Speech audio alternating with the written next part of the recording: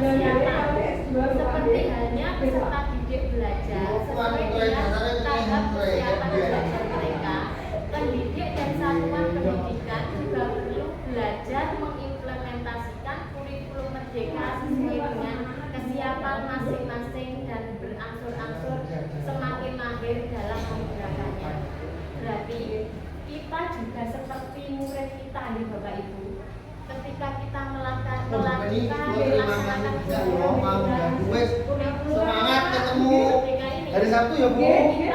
Ya, Waalaikumsalam. Bagaimana kesiapan sekolah kita, bagaimana karakteristik sekolah kita yang nantinya akan kita implementasikan dalam kurikulum merdeka sesuai dengan kesiapan sekolah kita. Jadi Bapak Ibu tidak serta-merta langsung bus-bus, tidak seperti itu nih. Berarti kita identifikasi dulu bagaimana kesiapan sekolah kita, terus kita aplikasikan secara berangsur-angsur dan dengan harapan nantinya akan bisa kita laksanakan semaksimal mungkin. Gitu Bu, lanjut.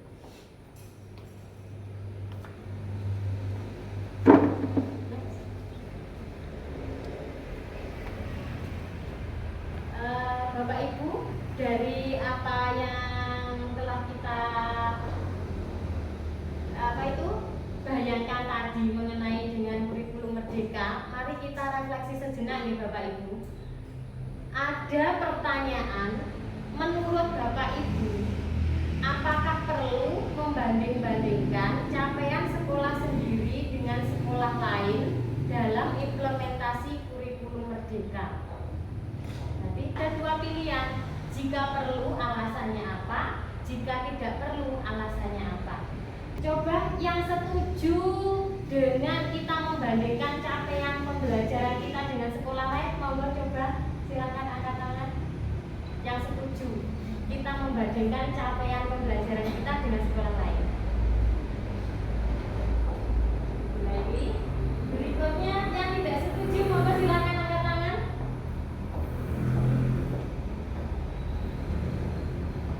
Bapak Ibu silakan. Tadi antara yang setuju dan tidak setuju, silakan siapkan alasannya. Setelah itu bisa disampaikan kepada teman-temannya apa alasannya. Apakah perlu membanding-bandingkan capaian sekolah sendiri dengan sekolah lain dalam implementasi kurikulum merdeka? Menurut pendapat saya, setuju untuk membandingkan. Perlu, alasannya karena membandingkan bukan berarti kita mencari sekolah kita lebih jelek atau sekolah kita lebih bagus.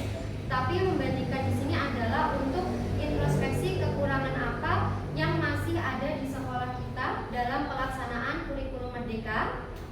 Jadi untuk melihat sekolah lain kelebihannya seperti ini dan itu bisa kita aplikasikan ke sekolah kita. Seperti itu menurut pendapat saya. Terima kasih Bu Laili, bagus sekali pendapatnya. Untuk Bu Laili setuju dengan membandingkan capaian sekolah sendiri dengan sekolah lain, itu setuju dengan alasan untuk introspeksi, ya.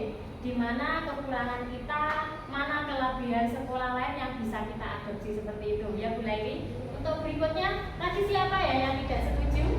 Silakan maju ke depan, sampaikan alasannya. Terima kasih. Di sini saya tidak setuju karena setiap anak di sekolah itu adalah berbeda dan setiap anak itu istimewa. Jadi kalau menurut saya kelebihan anak di sini dan di sana istimewanya itu tidak sama. Jadi mungkin tidak perlu dibandingkan karena dari SDM-nya mungkin berbeda. Terus tata cara juga berbeda. Jadi kalau menurut saya jangan dibanding-bandingkan karena setiap anak siapapun itu punya keistimewaan masing-masing. Makan Bu. Terima kasih Bu, bagus sekali jawaban dari Bu Penny. Bu Penny mengatakan tidak perlu atau tidak setuju. Intinya tadi Bu Penny ya Bu, kalau dibuat lagu ojo dibanding-bandingin gitu ya. Jadi memang setiap anak itu mempunyai kelebihan masing-masing. Jadi tidak perlu untuk membandingkan si A apa itu seperti ini, si B seperti sebenarnya si A mampu dalam hal ini, si B mampu dalam hal ini. Jadi di sini dapat kita simpulkan ya Bapak Ibu, untuk capaian sekolah itu bagaimana kita seharusnya membandingkan apa tidak. Di sisi lain kita perlu membandingkan, tapi di sisi lain kita tidak perlu membandingkan karena semuanya ada plus minusnya. Next Bu. Berikutnya lingkup strategi implementasi kurikulum merdeka. Persiapan implementasi kurikulum merdeka bertujuan untuk anak ya Bapak Ibu tentunya, untuk memenuhi kebutuhan belajar murid. Ditujukan dalam satu, peningkatan kapasitas pada guru, kepala sekolah dan pengawas. Yang berikutnya peningkatan kapasitas pada komunitas belajar. Jadi dalam lingkup strategi implementasi kurikulum merdeka ini tentunya bertujuan untuk memenuhi kebutuhan murid dengan cara meningkatkan kapasitas pada guru atau kepala sekolah dan pengawas serta meningkatkan kapasitas pada komunitas belajar. Bapak Ibu, dari berbagai konsep-konsep yang telah saya sampaikan tadi, kita langsung saja ke sesi refleksi terbimbing. Di sini ada 2 pertanyaan ya Bapak Ibu. Bapak dan Ibu, silakan mari kita refleksikan hal-hal yang sudah kita pelajari bersama dengan melengkapi pernyataan di bawah ini. Yang pertama, sebelum Bapak Ibu mendapatkan materi tentang persiapan implementasi kurikulum merdeka tadi, di bayangan Bapak Ibu seperti apa? Oke. Yang kedua, setelah saya mengetahui materi ini, saya merasa bahwa bayangan Bapak Ibu berubah menjadi seperti apa? Seperti itu ya.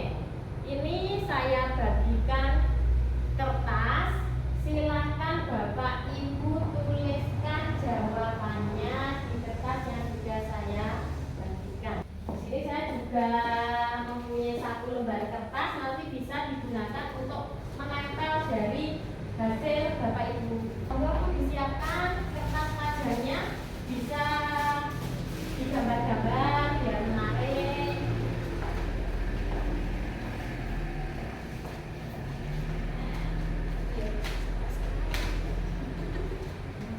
Sudah selesai Bapak Ibu? Sudah, bisa dipresentasikan ya. Menjawab pertanyaan.